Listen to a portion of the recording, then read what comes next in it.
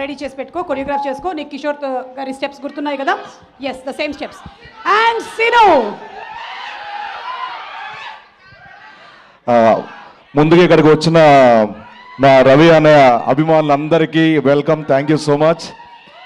Media మిత్రులకి అందరికీ hi అండి.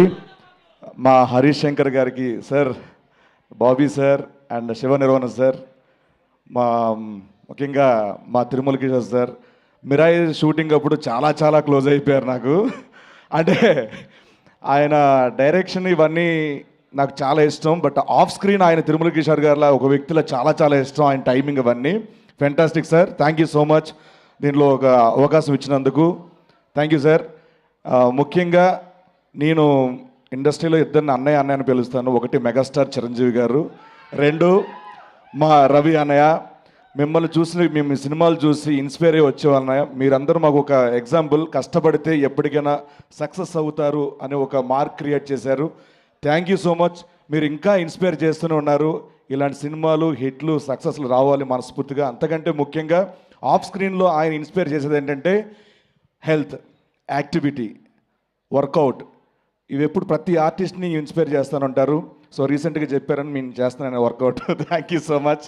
అండ్ ఈ 13th జనవరి 13th భర్త మహాశలకు విజ్ఞప్తి, కుటుంబ సమేతంగా అందరూ వెళ్ళి హ్యాపీగా నవ్వుకునే సినిమా.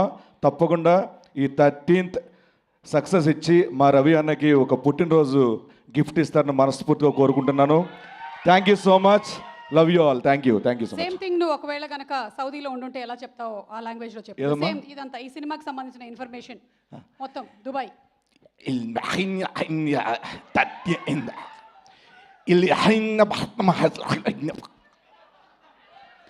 ابني أم بيحن كوميدي خيال، دانس خيال، طب خيال، سنتيمنت خيال، هيروينز على خيال، performance خيال عالي عالي لي خيال، علي ملح عيني علي بره أبيبي.